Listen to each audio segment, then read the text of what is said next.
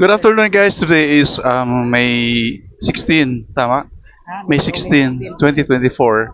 So we are here in Dream Falls, Busay Dream Falls, located in Kirugitan. If you do not know this place, you can Google this place, Kirugitan, Lubok, Bohol. Tama. So nandito kami sa Busay Falls. Nakasakay kami ng balsa. So if you want to experience this amazing recreation, muna mo diri sa or punta kayo dito sa Busay Falls. Dito sa kanan ko, ito yung may-ari ng Busay Falls.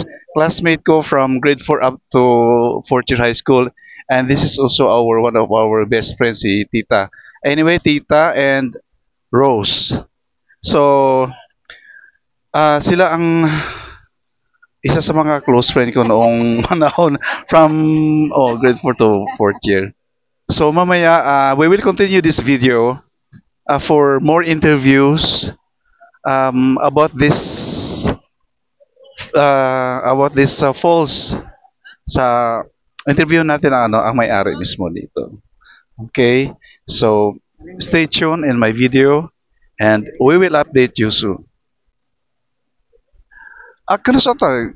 Last mga pilang years na wata magkita? Bukan ko pag-graduate. Pag-graduate ng high school?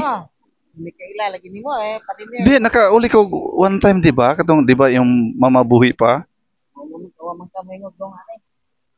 Pero kamo nakita kami wa. Ano kita magbiyan ni Oma? Awa. Karon na. Yan kita ta sa una. Mura ka rin ora. Kapit ni ari muli ka. Maligo ta. Mm-mm. Mga classmates. Sa mga nanonood dyan, mga kababayan, experience nyo dito. Napakasarap. Sabi og view ano? Yan special guest namin, oh. Pacquiao.